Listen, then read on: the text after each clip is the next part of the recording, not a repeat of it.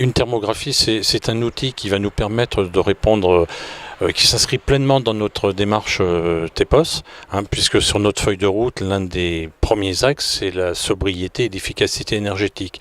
Et on sait que si demain Max veut devenir un territoire TEPOS, avant de produire de l'énergie, il faut surtout en économiser.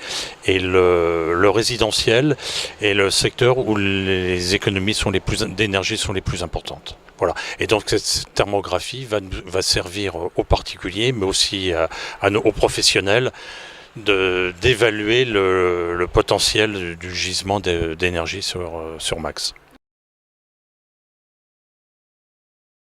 Alors la thermographie consiste en l'acquisition de données aériennes, donc effectuées en saison hivernale sur le territoire, et qui nous permet d'obtenir une cartographie des déperditions en toiture que l'on appelle par rayonnement, c'est-à-dire une partie des déperditions énergétiques qui se font en toiture.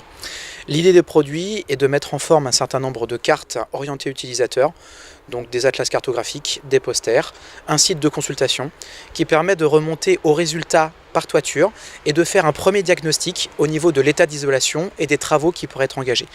Toute l'idée du produit est de amorcer le dialogue au niveau technique, de commencer à voir de premières choses se dessiner au niveau de la toiture, et aussi et surtout de mettre en relation les habitants avec les plateformes qui sont sur le territoire et qui permettent de les accompagner dans leur démarche de travaux de rénovation.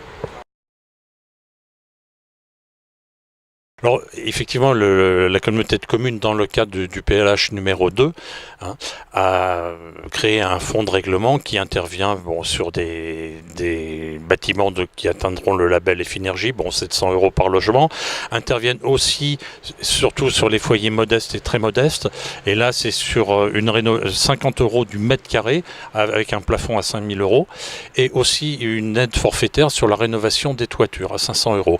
Et sachant que la toiture est le premier élément d'une maison à isoler, avant d'essayer d'isoler ses fenêtres et les murs, il faut faire la toiture.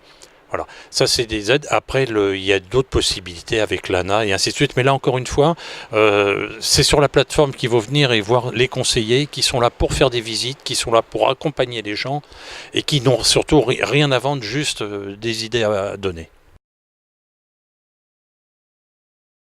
Le 14 octobre, il y a une journée porte ouverte au pôle culinaire où là, tous ceux qui sont intéressés par cette thermographie, de savoir un peu quel est le niveau de déperdition de leur maison, c'est le jour où il faut venir, puisqu'il y aura là des experts qui pourront les aider à lire, qui interpréteront cette thermographie.